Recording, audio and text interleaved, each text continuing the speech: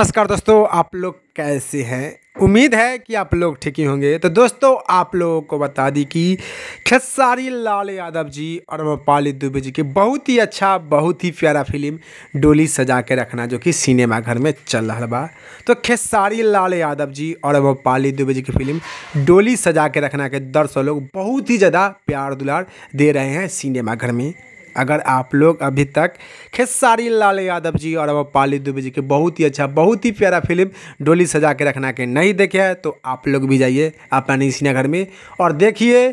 और देख कर नीचे कमेंट बॉक्स में बताइए कि आप लोगों को देखने में कैसा लगा। अगर जिंदर सा लोग अभी तक खेसारी लाल यादव जी और अम्रपाली दुबे जी के बहुत ही अच्छा, बहुत ही प्यारा फिल्म डोली सजा के रखना के देख ले बानी, उन दर्शक लोग नीचे कमेंट के माध्यम से बताइए कि आप लोगों को देखने में कैसा लगा।